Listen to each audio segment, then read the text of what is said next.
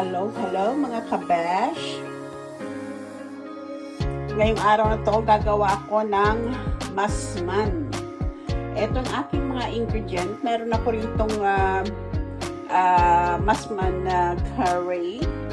2 tablespoons ang gagamitin ko. Pagka i-adjust ko, kung kulang pa, dadagdagan. So, according to your taste po. Tapos, meron ako ritong panucha, 2. And onions, garlic, and potato, binalatan ko na. And 2 coconut milk, at saka yung ating beef. 1.5 kilo yung gagamitin ko. So, i-slice po natin po ng big chunks yung ating beef.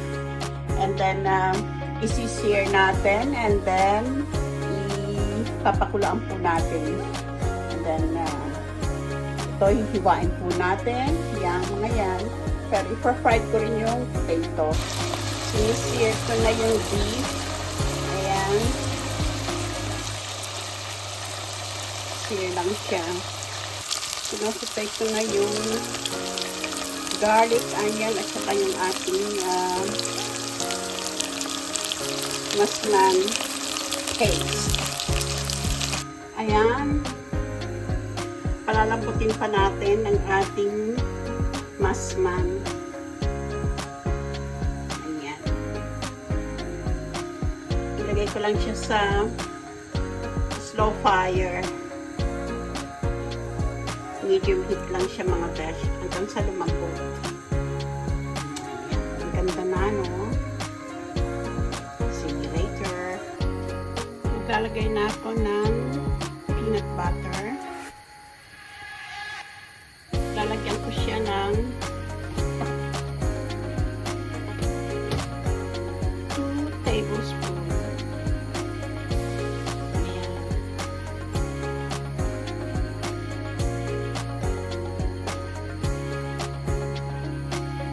Ang sarap mga kapesh.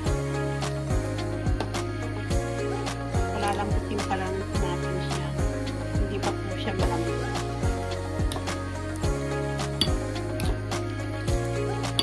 So yummy already.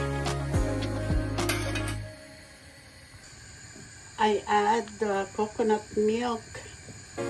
Naglagay din ako ng konting patis. Ayan, hindi pa siya malambot.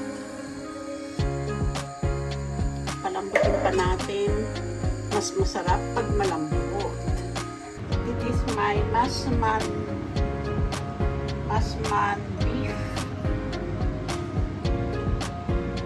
Beautiful masman.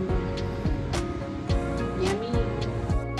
Etong aking version ng Thai's masman beef. So, thank you po for watching. Happy cooking. Don't forget to subscribe. Bye!